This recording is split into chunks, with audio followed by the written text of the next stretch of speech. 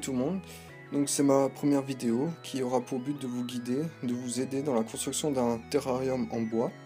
Je vais vous donner tous les trucs et astuces, ce qu'il faut faire, ce qu'il ne faut pas faire, le matériel, etc.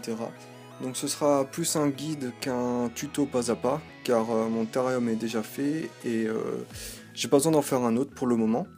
Donc j'ai fait ça sous forme de guide, tout simplement. Donc on va commencer par la liste de matériel. Donc voici la liste de matériel. Donc pour ma part, j'ai utilisé du bois OSB d'une épaisseur de 1,5 cm. Ce bois est bien pour faire un terrarium car il résiste à l'humidité. Et en plus, on n'a pas besoin de le traiter, il est déjà traité, donc c'est juste bien.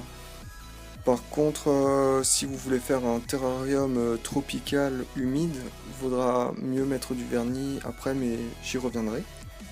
Ensuite, une scie pour couper du bois, qu'elle soit circulaire ou égoïne, tant que ça coupe, c'est juste bien. Une scie sauteuse, je l'ai utilisée pour pouvoir faire mes emplacements de grilles de ventilation. De la colle universelle, du genre ni clou ni vis, je l'ai utilisée pour coller mes rails en plastique pour les vitres. Une visseuse pour visser.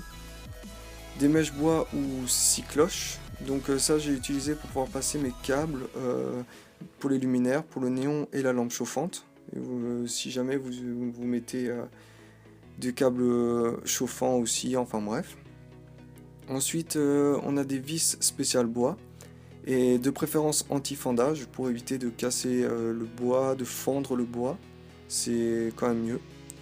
Des rails double U en plastique, donc il en faut deux, de deux tailles différentes, un court et un plus long, donc je vous expliquerai après pourquoi, et de préférence, vaut mieux les prendre en plastique, car il en existe en aluminium et les vitres ne glissent pas du tout dedans. Il faut des grilles de ventilation aussi, deux de préférence pour chaque côté du terrarium, du silicone spécial aquarium. Donc c'est un silicone utilisé pour les aquariums, donc il ne contient pas trop de solvant et c'est bien pour les animaux. Et enfin du vernis bois aquaréthane, ça c'est si jamais vous voulez faire un terrarium humide, vous mettez ça sur le bois et ça l'imperméabilise et en plus c'est aquaréthane. Donc ce qui veut dire qu'il n'y a pas trop de solvant, c'est un vernis à l'eau. Et donc pour les animaux, c'est juste bien, c'est pas toxique et voilà. Donc pour commencer, je vous conseille de faire un petit plan sur ce que va être votre terrarium avec toutes les longueurs, les bonnes cotes, etc. pour pouvoir préparer vos coupes et ainsi pouvoir tout assembler correctement sans avoir de mauvaises surprises, devoir recouper, etc. Donc une fois le plan fait, vous reportez toutes vos longueurs sur les morceaux de bois, vous coupez, vous assemblez et vous avez la structure de votre terrarium. Pour ma part, mon terrarium fait 120 cm de longueur pour 60 cm de hauteur et 60 cm de profondeur. Concernant les ventilations, vous aurez besoin d'une ventilation basse du côté chaud de votre terrarium, c'est-à-dire là où se trouve votre lampe chauffante. Donc vous aurez une entrée d'air frais qui va se réchauffer grâce à la lampe chauffante et ressortir par les ventilations hautes et ainsi permettre une bonne circulation de l'air et chauffer l'ensemble de votre terrarium tout en gardant un point chaud et un point plus frais. Donc pour les rails, on prend des rails en plastique double U, donc de deux tailles différentes, il faut deux hauteurs différentes, les plus courtes pour le bas et des un peu plus longues pour le haut. Donc c'est très important, il faut respecter ça, c'est pour pouvoir mettre les vitres dedans et pour ne pas qu'elles tombent ou qu'elles bougent. Pour les fixer, je les ai collés avec la colle ni clou ni vis et j'ai fait tenir celle du haut le temps que la colle prenne à l'aide de serre-joints et de morceaux de bois, de tasseaux de bois pour pouvoir bien aplatir et laisser la colle sécher. Pour pouvoir installer mes luminaires, j'ai percé 3 trous sur le haut de mon terrarium, donc un pour la lampe chauffante et 2 pour le néon. Concernant mes lampes, juste à titre d'information, j'utilise une lampe chauffante 100 watts et un néon UVB 10. Donc c'est ce qu'il faut pour un terrarium de cette taille là et surtout pour un Pogona. Pour le fond de mon terrarium, j'ai utilisé des plaquettes de parement avec un aspect vieille pierre.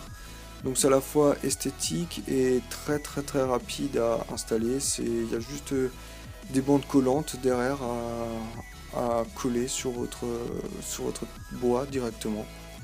Donc vous trouvez ça facilement en magasin de bricolage. Pour le vitrage, il suffit juste de prendre les mesures. Donc au niveau de la hauteur par contre, il faut enlever quelques millimètres pour pouvoir insérer correctement vos vitres dans les rails. Il ne faut pas prendre la hauteur exacte, sinon ce sera impossible. Et au niveau de la longueur des vitres, par contre, il faudra j'ai rajouté 5 cm pour que les deux vitres se chevauchent et ainsi faire une bonne fermeture de votre terrarium. Vous pouvez utiliser du plexiglas ou du verre, mais je vous conseille plutôt le verre. J'ai pris du verre de 4 mm d'épaisseur tout simplement et je les ai fait couper sur mesure dans un magasin de bricolage. Donc voilà pour ce guide, je vous ai donné les bases pour pouvoir faire votre propre terrarium. C'est très facile à faire, il n'y a pas grand chose à savoir, mis à part ce que je vous ai dit.